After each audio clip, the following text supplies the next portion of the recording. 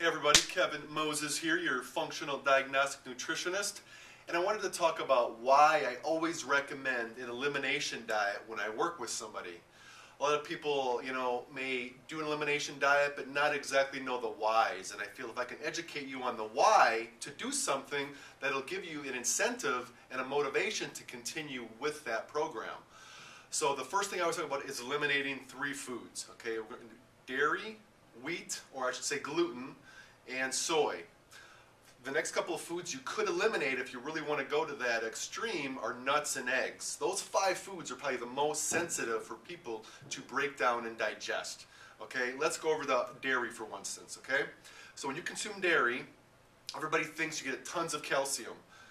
Well, that can be a misconception because dairy is actually acidic in the body, and when your body is acidic, it knows it.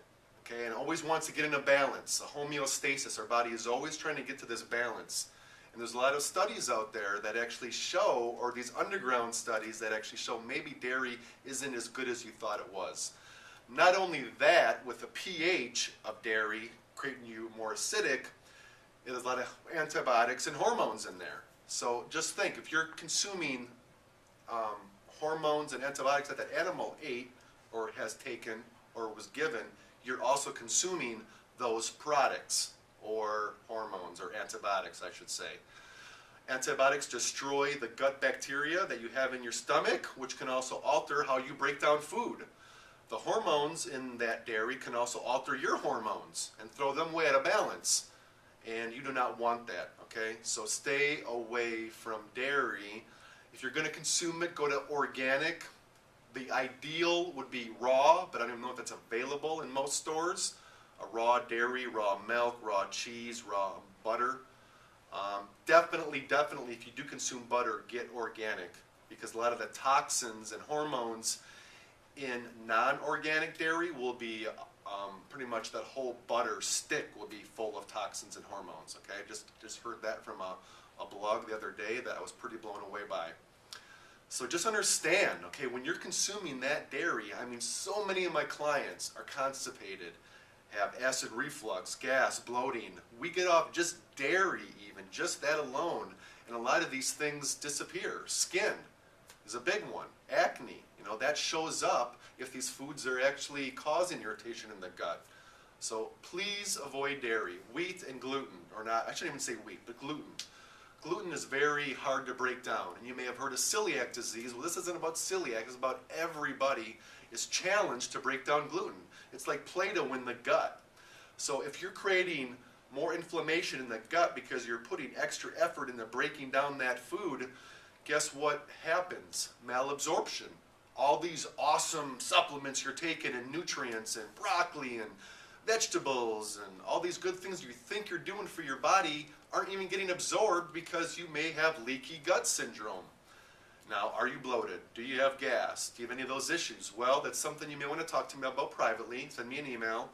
But again, just be aware of these foods are causing inflammation in the gut, creating a little atrophy in the microvilli. If you think about your gut, there's all these little finger-like projections all over in your mucosal barrier.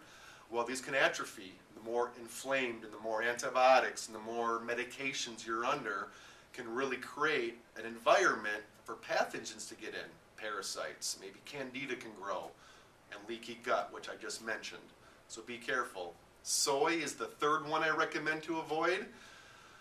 Almost all of soy, they say about 95% of soy right now is GMO. And what is GMO? I can go on forever with that, but it's genetically modified, genetically engineered seed that is altered to resist pesticides, insecticides, herbicides, maybe even heat or cold. Well, when you alter nature, you're altering that food, and that food now becomes an irritant. It's very hard to break down. The body looks at it and says, I really don't know what this is. Even though they're maybe making a little one gene, they're altering it to do that. You got to be really aware. So the more you know about GMO, look up Monsanto and see what that company is all about. You may be kind of shocked at what's going on out there, but soy. Also, soy suppresses the thyroid. Not only that, it acts as a phytoestrogen. So here you're consuming an estrogen. pretty much. And if you've ever heard of estrogen dominance, that can be prevalent for people that consume soy all day long, soy milk and those types of things. So just be aware, nuts and eggs are in the bottom list of that sensitivity. There could be multiple others, and we could do a test for that. But those are the first 5 foods I recommend. And if you can't do 5, go to 3. If you can't do 3, go to just the dairy for 30 days and see what you could do.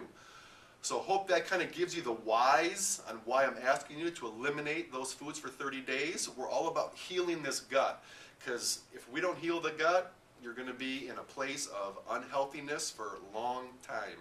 Okay? So you got any questions, let me know. Email me back. I'll be happy to answer those. Thanks.